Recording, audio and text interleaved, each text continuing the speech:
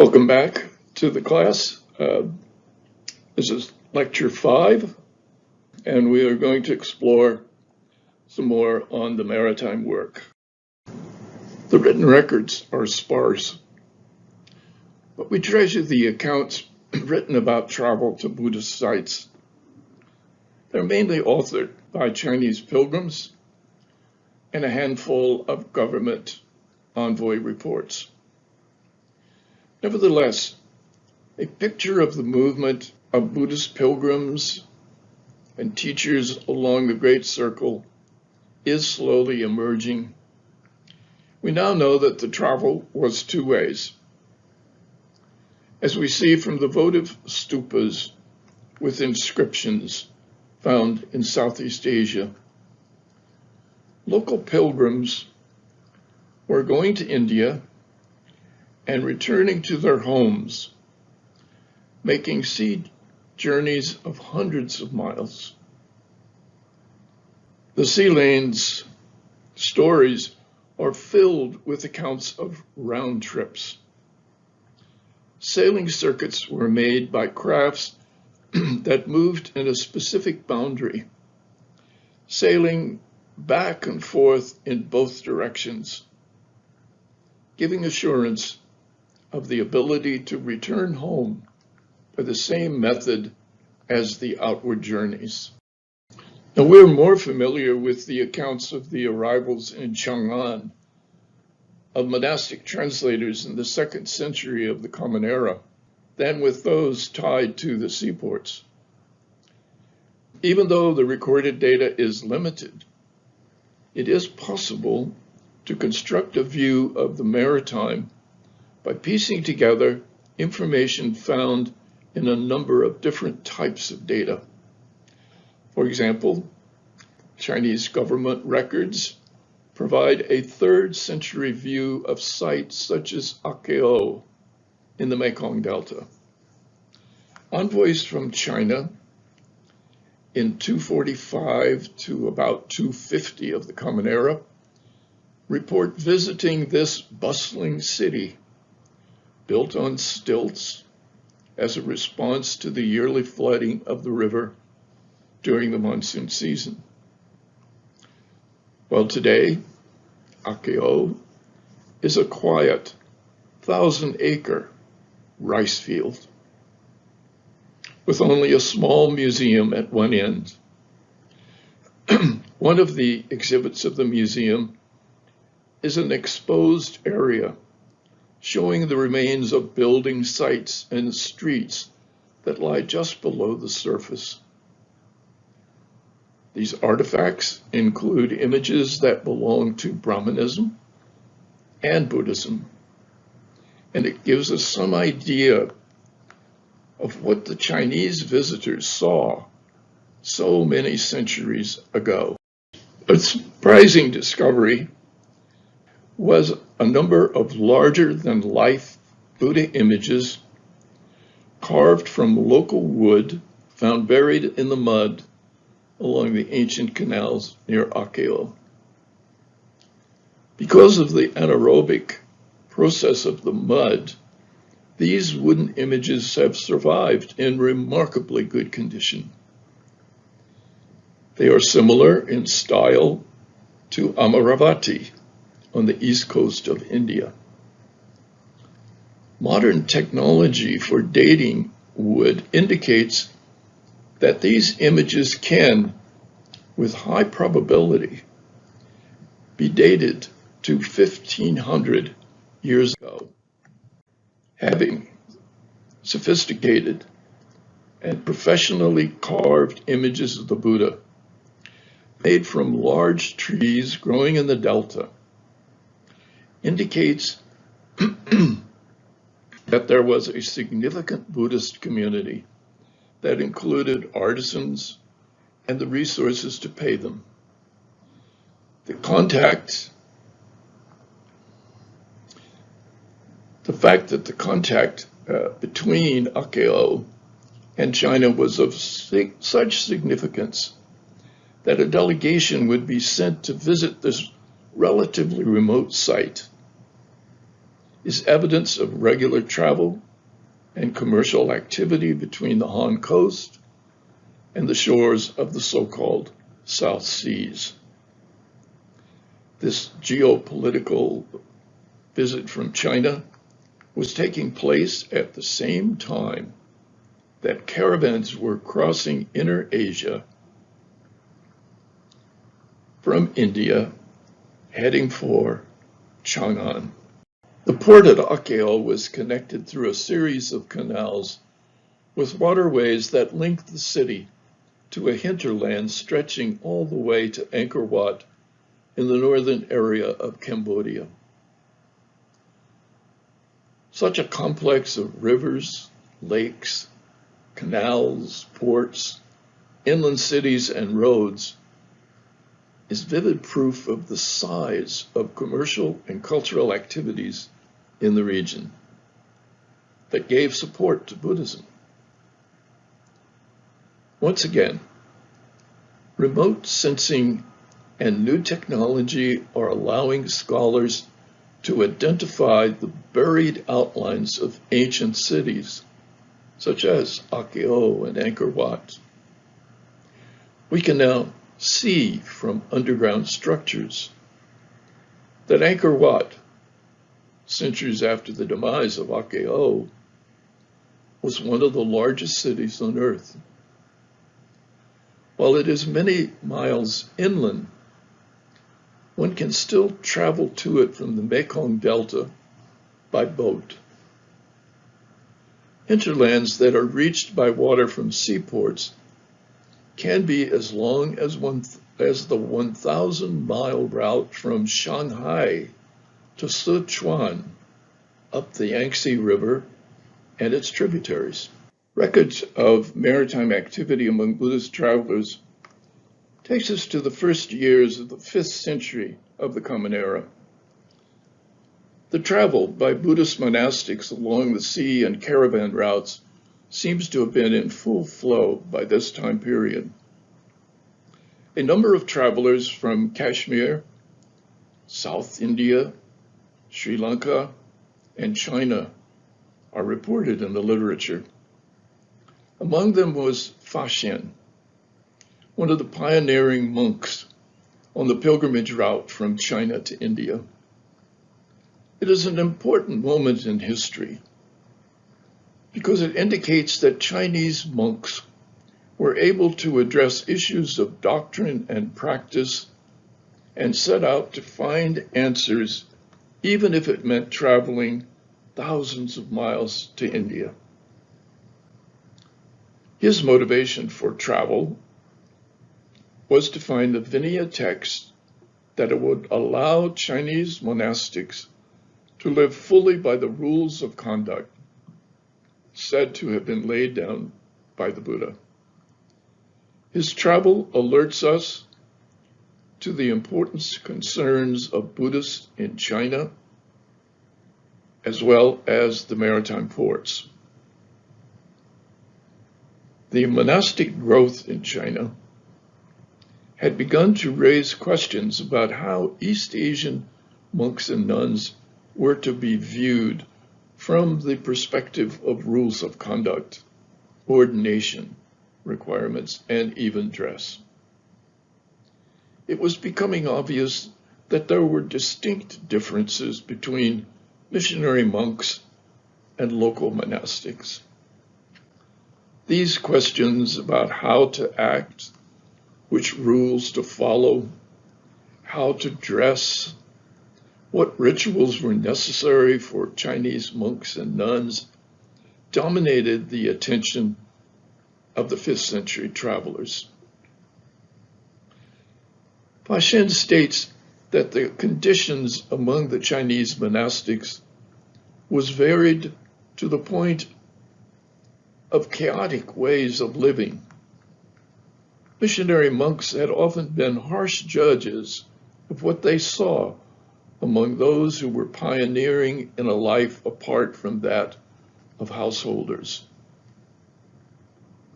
Distressed by these problems, Fa Xian determined to go to India, directly to India, and get a complete set of rules to establish a recognized and authentic monastic community in China. Well, Faxian's information about making such a long trip indicated that India was toward the west. Therefore, he set out to travel those roads that were used by animal caravans to relay goods between the west coast ports of India and the hinterland tracks along its rivers to Chang'an. It was a difficult journey, and he reports that he followed trails marked by the bones of horses and camels that perished along the great inland desert of the Taklamakan Basin. Once moving beyond the heat and often waterless areas, he describes the dangers of the high mountains. Crossing the Indus River was a nerve-wracking experience of edging along sheer rock cliffs with a reported 700 steps cut into the surface, leading down to the rushing waters that were spanned by rope suspensions. It is perhaps these problems of travel that led him to return home by a different route. Crossing rivers flowing down slopes of high mountain ranges was always a dangerous event. One wonders if the route Faxian took crossing the Indus to reach the pilgrimage sites of the Buddha's life left behind the major caravans heading south to the west coast in port cities. There's no way that caravans could have made it down the hundreds of steps to reach the rope crossing. So it appears he decided to take the shortest route to the Ganges by making it over the Indus and into the trails that connected to the eastern river system. The description is an acknowledgement of the fact that the Indus starts on the Tibetan plateau at over 16,000 foot elevation and drops down to the plains. It cuts some of the deepest river gorges in the world. Faxian crossed at a place which was narrow enough to have a rope suspension across it. But in such places, the speed and the amount of flow made it very dangerous.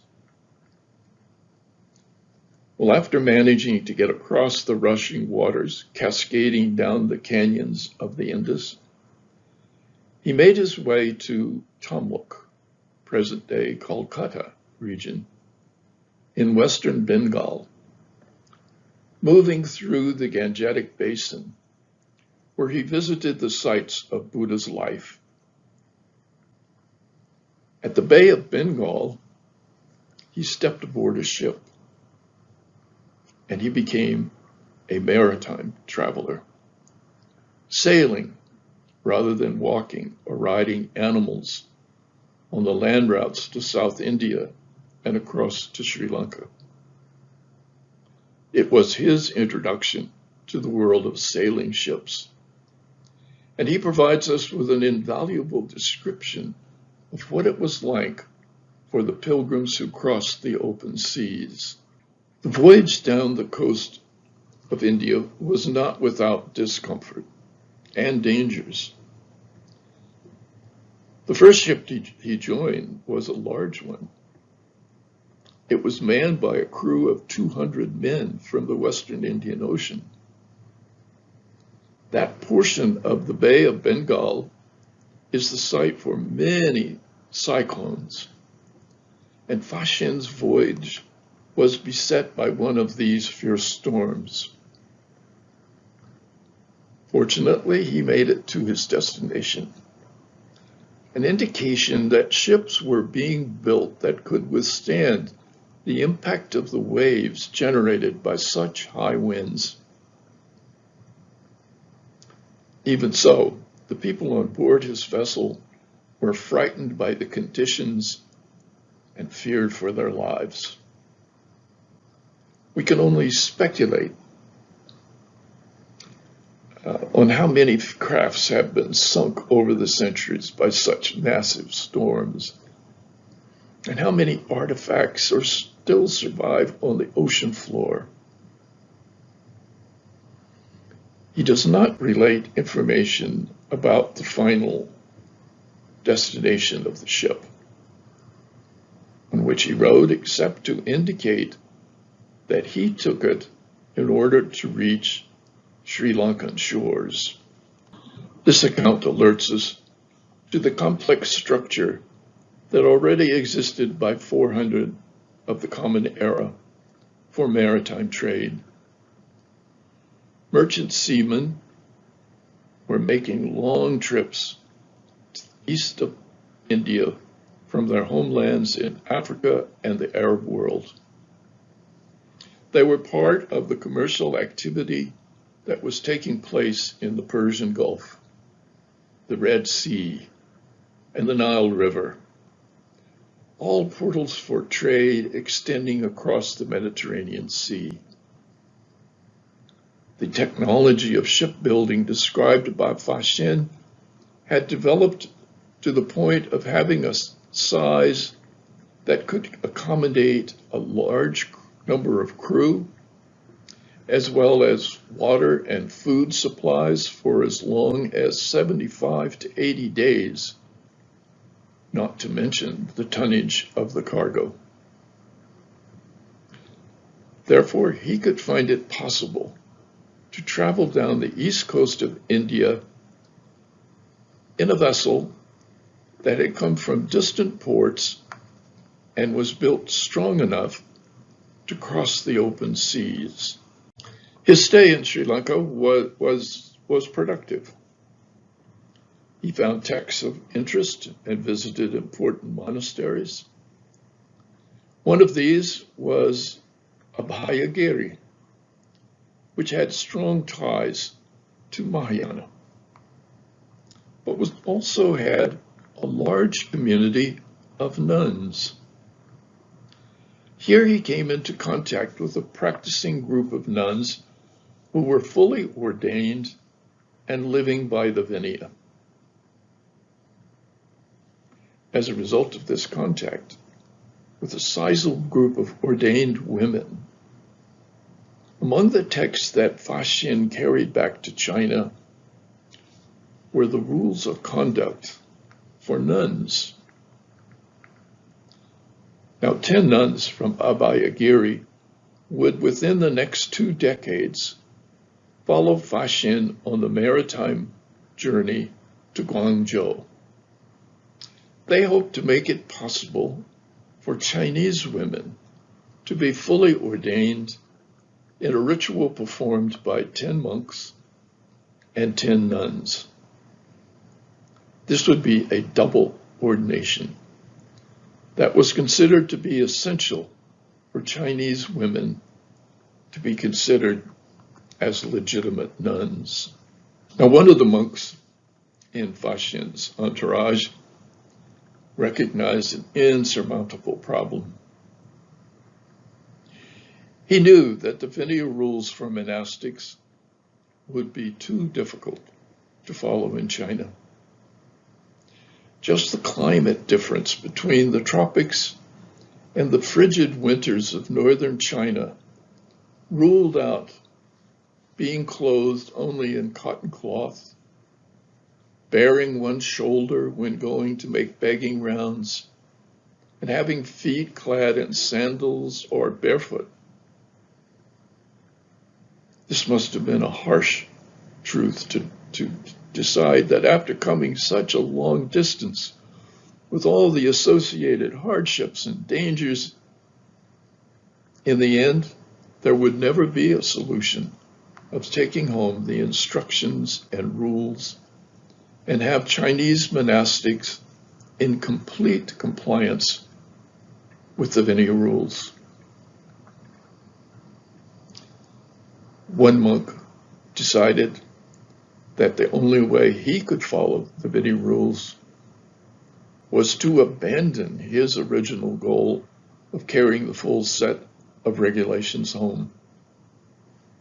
He decided to stay in India or Sri Lanka, where it was possible to have the whole community of monastics faithfully adhering to the Vinaya.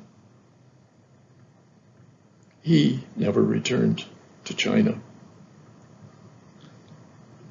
Well, therefore, while Fa Xin and others put forth great effort to secure the rules of conduct followed by the monks of South Asia, these required ways of action and dress that proved impractical for the Chinese Sangha and were never put into full practice.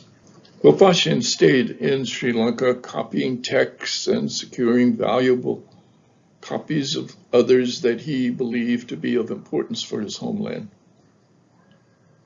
After being there for nearly 2 years, he saw a merchant making a gift of a white silk fan from China. It implies that he had left behind Chinese cultural contact as he moved on the long trek through Inner Asia. Now in Sri Lanka, he came into the sphere of direct trade contact with China. Seeing the fan and hearing of ships that were sailing toward his homeland, he was overwhelmed with a desire to return to China and made the decision to take a faster route of travel by sea rather than retrace his original route on the caravans of Inner Asia. For the travel differences between caravans and ships, it is important to note that ships on the open sea move constantly for 24 hours a day. There is no stopping to rest, nor any need to feed animals every night. Depending on the speed of the wind, a ship might move as much as 200 miles in a single day, or conversely, sit nearly fixed in place when the winds die down. The sailing circuit for those open ocean-going ships was defined by the direction and the speed of the only power they could use, the winds. Monsoons blew in one direction for half a year, then reversed and blew in exactly the opposite direction.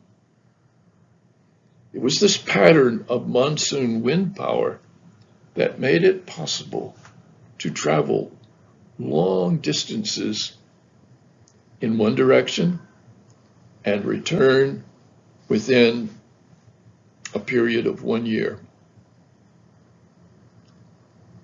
The Greeks had calculated that the speed of the wind and the consistency of its flow and direction across the Indian Ocean from Africa was sufficient to make it possible for a merchant to travel from the Red Sea to India and back in a year.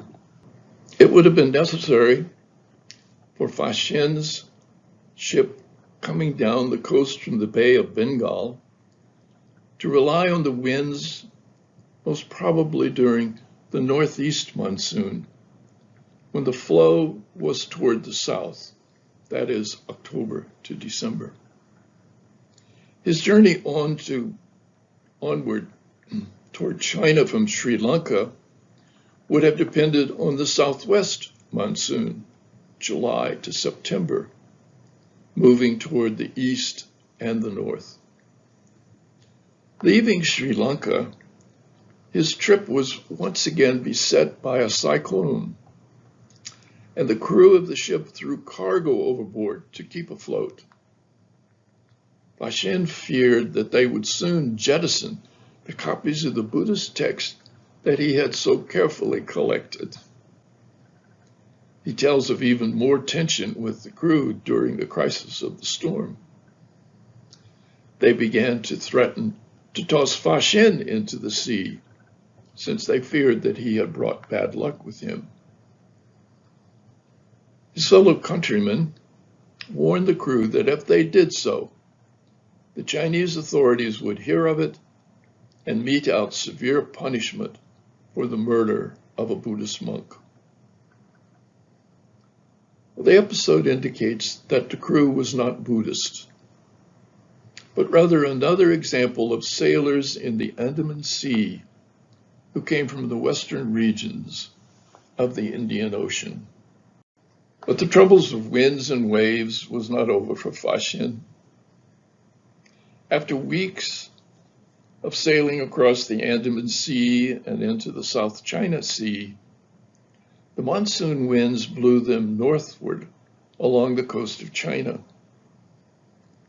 The ship missed the Pearl River entrance to Guangzhou, and the crew lost all knowledge of their position. Now, this was a time long before the method had been of determining longitude had been developed. Well, finally, after more than 70 days in the sea, the ship was beginning to run out of water and food.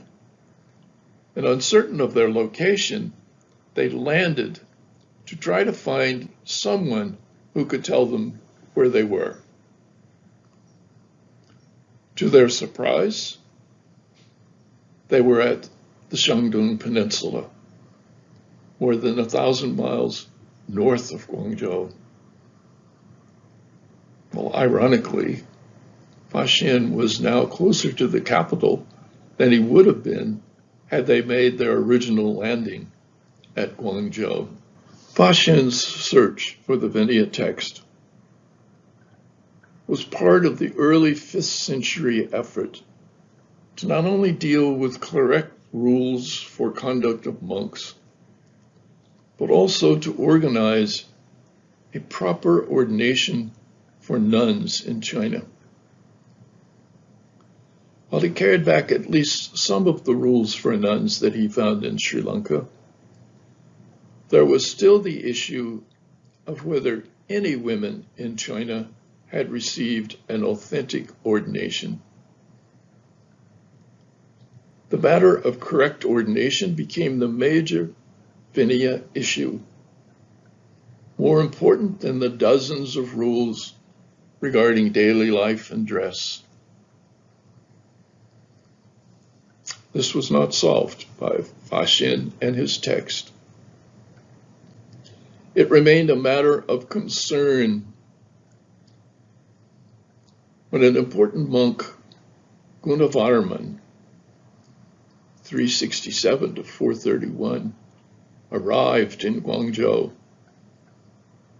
Now, we will discuss the role of Gunavarman in our next lecture and the way in which the ordination of nuns in China was finally resolved.